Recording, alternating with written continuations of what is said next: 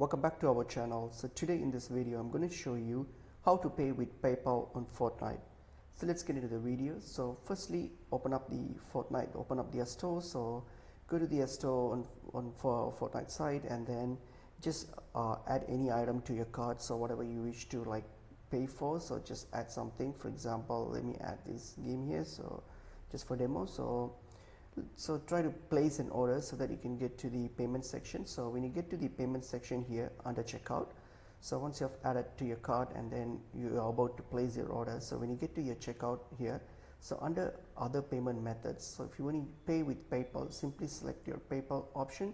So select your PayPal option, and then it's going to ask you whether you're going to save this for your future payment as well. You can just say yes or no, it's up to you.